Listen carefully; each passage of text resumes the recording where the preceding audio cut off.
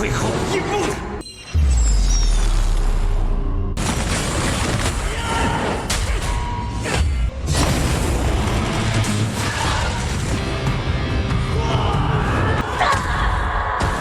Halo Perpeviners dimanapun kalian berada, bagaimana kabarnya? Kembali lagi bersama saya Choshi di channel Dark Knight. Gudang dari semua film maupun anime yang bagus dan yang pastinya juga keren dong. Kali ini saya akan membahas lengkap alur cerita film yang berjudul New Gods Neza Reborn yang dirilis pada tahun 2021. Film ini merupakan lanjutan dari film Neza pertamanya yang menceritakan tentang Neza yang terlahir kembali sebagai manusia biasa yang memiliki nama Li Yunxiang. Di sini dia cukup bahagia dengan kehidupannya sebagai kurir penyelundup dan pembalap motor. Namun siapa sangka takdir bicara lain yang mempertemukannya dengan sang pangeran, anak ketiga dari bos D. Hingga pada akhirnya sang pangeran merusak kehidupan Yunxiang yang membuatnya diselimuti amarah. Dan untuk menyelamatkan orang-orang di sekitarnya, Yunxiang pun memutuskan untuk memulai perjalanannya menjadi seorang pahlawan demi mengalahkan sang pangeran. Nah, tanpa banyak basa-basi, mari kita langsung ke ceritanya.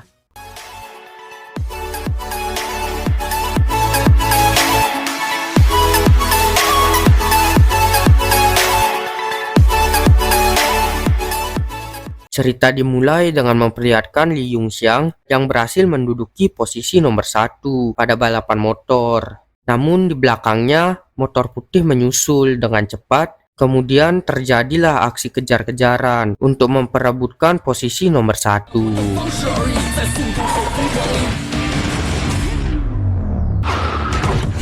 Hingga akhirnya usaha yang dilakukan oleh Yunxiang membuahkan hasil. Ia pun menang di balapan motor tersebut. Setelah perlombaan usai, Yunxiang dan temannya yang bernama Kasa tidak sengaja melihat rivalnya yang ternyata adalah wanita. Seketika Yunxiang pun naksir pada pandangan pertama dan berusaha mendekatinya. Namun sayangnya wanita tersebut tidak acuh dan pergi meninggalkannya begitu saja.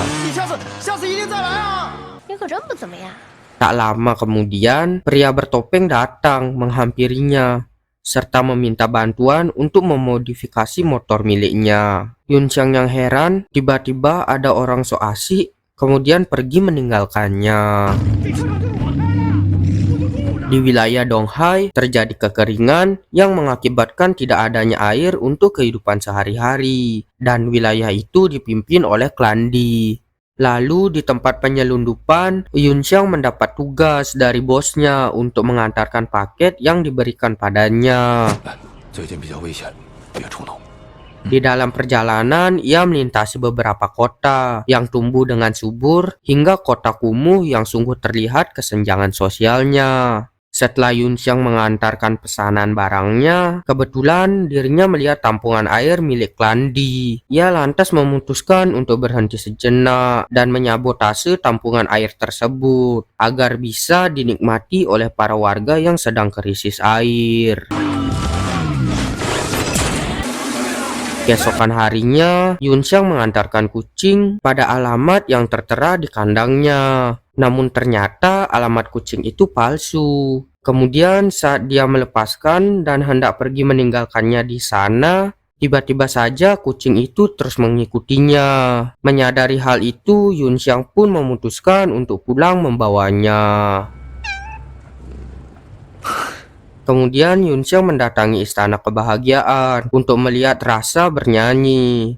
Setelah itu, mereka bergegas pergi menuju tempat ayahnya Yunxiang. Di lain sisi, sang pangeran klan Di bertemu dengan bawahannya untuk membahas pembangunan yang sedang dirancanakan. Di samping itu, ia juga berencana untuk mengendalikan air agar bisa dengan mudah menggenggam kota Donghai. Beberapa saat kemudian, Yunxiang dengan santuinya melintas di hadapannya. Sang pangeran yang melihat mereka pun langsung tertarik pada motornya dan menginginkannya. Tapi di sini Yunxiang gak peduli dan langsung pergi meninggalkannya begitu saja. Sesampainya di rumah ayah Yunxiang, mereka mendengar berita yang menginformasikan tentang distribusi air pada kota Donghai akan diberhentikan sejenak akibat dari sabotase air pada tempat penampungnya. Di samping itu, ayahnya juga terus-menerus menyindir Yunxiang tentang pekerjaannya hingga membuatnya kesal. Kemudian Jin Xiang datang dan memberitahu bahwa sekarang klan Di telah mengeluarkan perintah untuk menindak tegas penyelundupan. Yung Xiang yang mendengar itu pun langsung pergi meninggalkannya begitu saja bersama dengan Rasya. Di perjalanan, tak disangka ia ternyata diikuti oleh sang pangeran yang mengincar motornya. Di saat keadaan membuatnya tertekan, Yun Xiang langsung menjatuhkan pengawal pangeran serta meloncati mobilnya hingga mengakibatkan kacanya pecah. Sontak pangeran pun marah dan terjadilah aksi kejar-kejaran. Beruntungnya, Yung Xiang dapat mengalahkan sang pangeran hingga terjatuh. Sang pangeran yang sudah makin kesal langsung mengeluarkan kekuatan esnya yang menyebabkan Yun Xiang tertusuk akibat serangan pangeran. Kemudian di saat Yun Xiang melihat kucingnya yang dibunuh oleh sang pangeran, amarahnya pun membludak dan seketika ia mendapatkan kekuatan api dan langsung menyerangnya hingga mengakibatkan luka bakar pada tangan pangeran. Setibanya sang pangeran di rumah, ia masih kesakitan atas lukanya itu.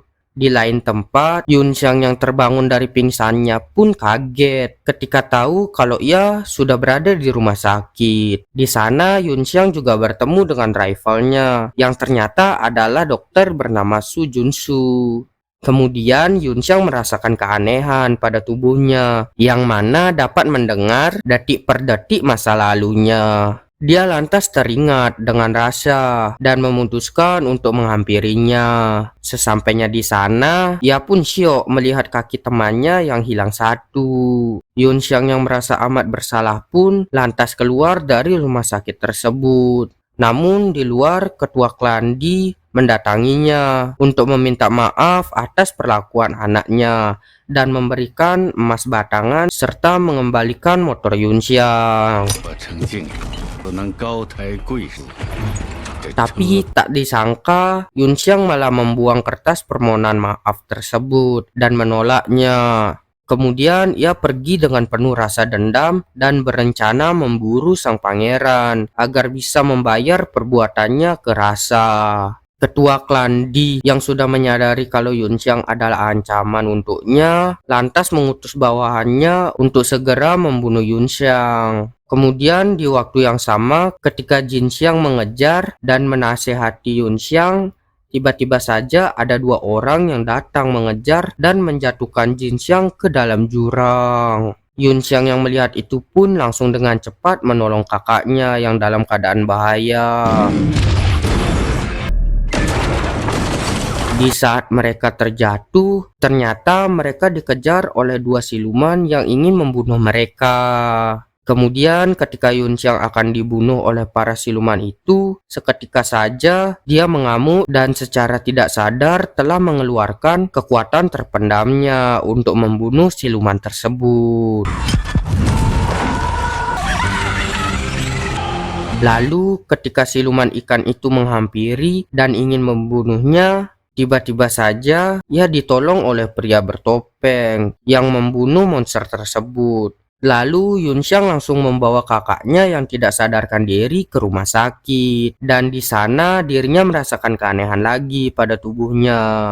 Di sisi lain, ternyata ketua klan Di adalah seorang raja naga Laut Timur yang memiliki luka sama seperti anaknya. Dia lalu memberitahu bahwa di masa lalu, Yun Xiang yang merupakan reinkarnasi dari Neza telah membunuh sang anak, yakni sang pangeran. Kemudian di saat itu juga ia datang lalu menggunakan kekuatannya menciptakan tulang baja untuk bisa menghidupkannya kembali. Jadi selama 3000 tahun ini dia mengawasi kota Donghai dengan tujuan untuk membunuh reinkarnasi Neza. Sang pangeran yang baru tahu kalau ia pernah dibunuh pun langsung marah dan pergi meninggalkannya. Namun karena sang ayah menyadari kalau dirinya masih belum cukup kuat, dia pun menyuruh para siluman untuk segera membunuh Yunxiang sebelum semuanya terlambat. Sementara itu, Yunxiang dengan gagah berani mendatangi pria bertopeng itu di kediamannya.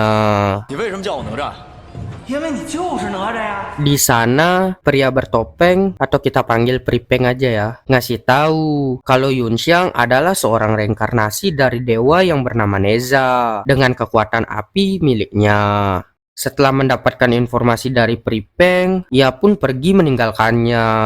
Tapi tak lama kemudian, Pripeng didatangi juga oleh ketua Klandi yang membayarnya dengan 2 koper penuh emas untuk membunuh Yunxiang. Kemudian ketika Yunxiang sedang menjaga Jinxiang, tiba-tiba saja ayahnya datang dan mengusirnya. Lalu di saat Yunxiang sedang membetulkan motornya, dia lantas teringat dengan masa lalu Neza yang menyebabkan kekuatannya keluar secara tiba-tiba. Kemudian Yunxiang memutuskan mendatangi Pripeng lagi untuk meminta diajarkan agar bisa mengendalikan api yang ada di dalam tubuhnya dengan bayaran memodifikasi motor milik Pripeng. Dan tak disangka Pripeng pun sepakat dan Yunxiang lantas segera membuat baju besi agar ia bisa belajar mengendalikan api pada tubuhnya. Di sana dia juga berlatih bela diri dan tidak lupa memodifikasi motor Pripeng hingga menjadi keren. Karena ingat dengan Kasa, tak lupa ia juga membuatkan kaki palsu untuknya agar bisa berjalan kembali. Hari demi hari dia lewati hingga akhirnya seluruh persiapan tempurnya siap digunakan. Lalu di saat hari terakhir latihan, mereka pun bertarung dengan seluruh kekuatannya. Hingga akhirnya topeng pada Pripeng pun terlepas. Ternyata Pripeng adalah kera telinga 6 yang konon katanya suka menipu. Kemudian di saat Pripeng mendesaknya hingga berada dalam keadaan tertekan dan marah padanya, lalu secara tidak sadar Yunxiang membangkitkan kekuatan Neza dalam tubuhnya. Setelah itu, Yunxiang berlatih kembali untuk memanggil kekuatan Neza. Namun karena tidak ada hasil, Pripeng pun ngasih tahu kalau emang Yunxiang pengen dirinya dan Neza menyatu, ia harus bisa mendapatkan kembali astra milik Neza, yakni pita langit dan cincin kosmik milik Neza. Keesokan harinya, ketika Dr. Junsu mendatangi Yunxiang di tempat penyelundupan, tiba-tiba saja dia diserang oleh orang-orang Klandi. Yunxiang yang melihat hal itu pun langsung dengan cepat menyelamatkannya, dan terjadilah pertempuran antara Yunxiang dengan mereka.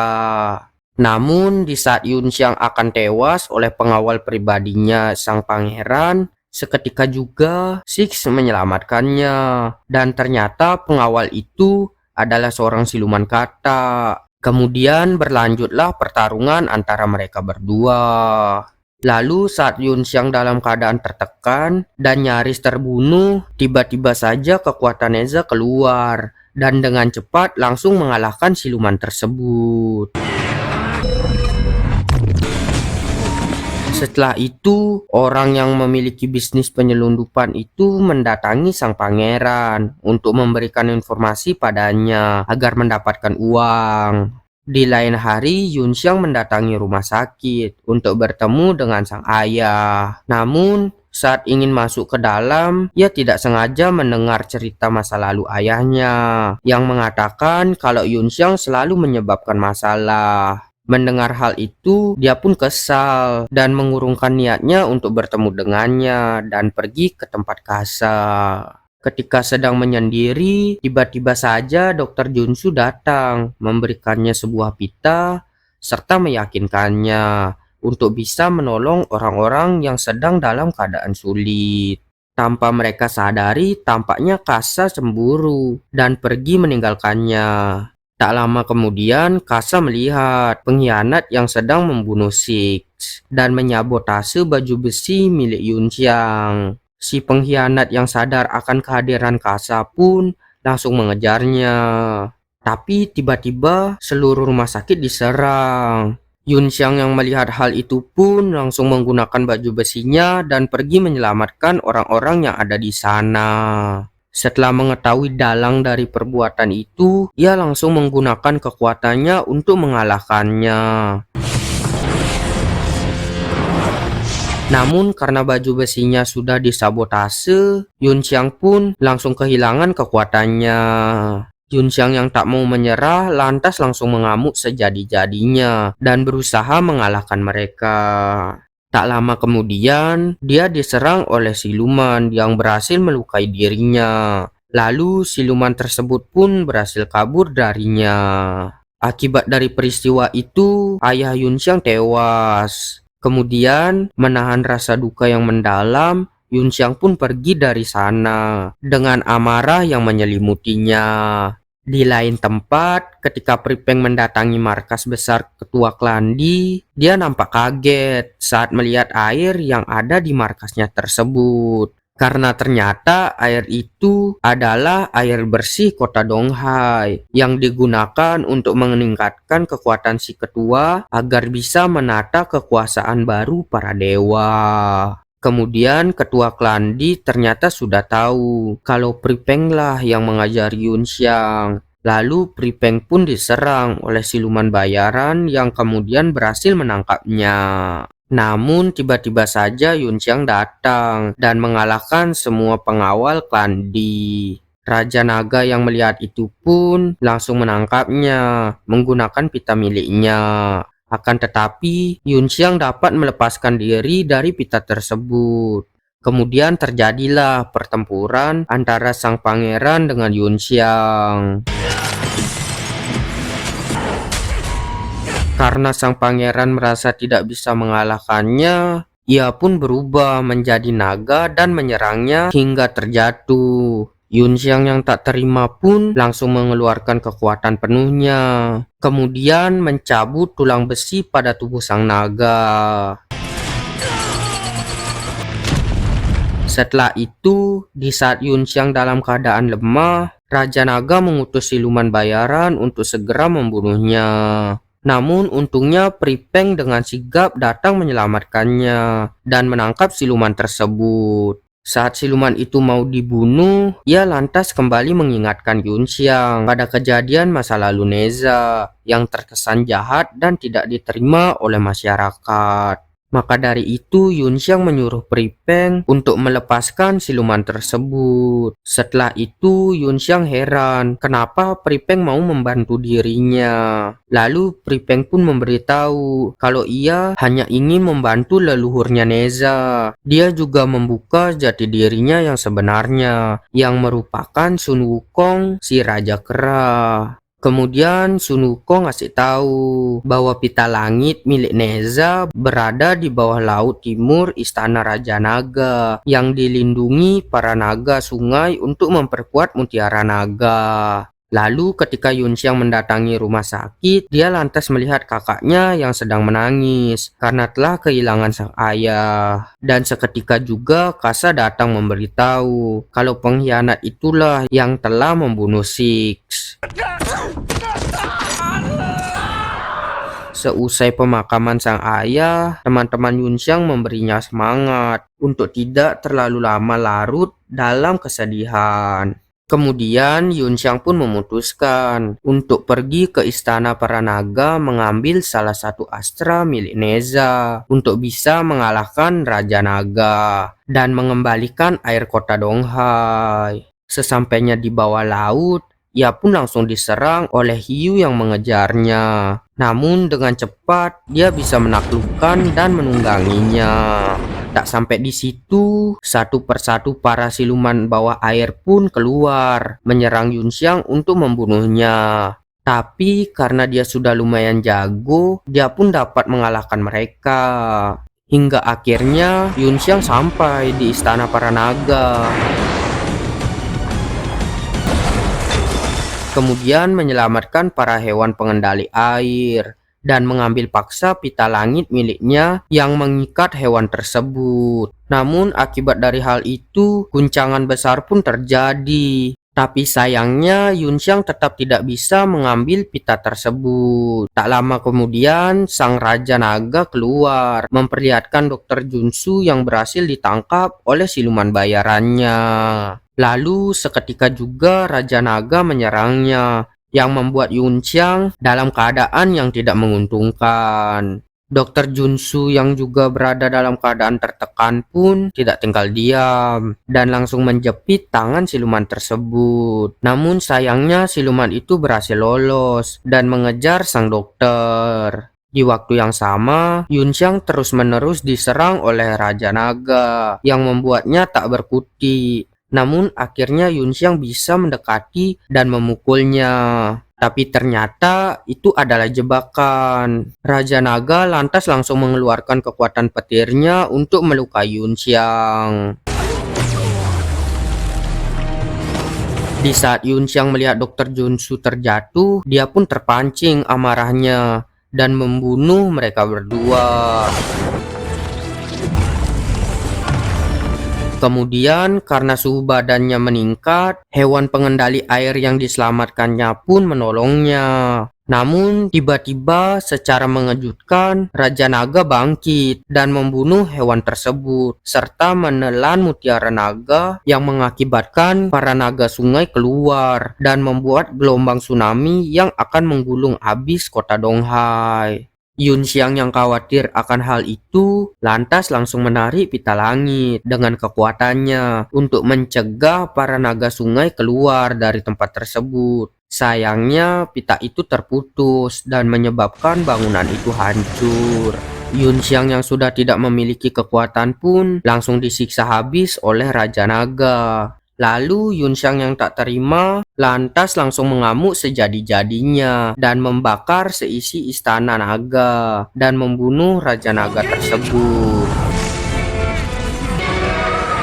Akibat dari hal itu, Yunxiang pun kehabisan tenaga yang membuatnya tak berdaya. Dokter Junsu yang melihat itu pun langsung menghampirinya dan menangis. Di lain sisi, kota Donghai yang sudah terendam air pun hanya bisa pasrah pada keadaan yang akan menimpa mereka. Beruntungnya keajaiban datang pada Yunxiang yang akhirnya mendapatkan kekuatan Eza seutuhnya.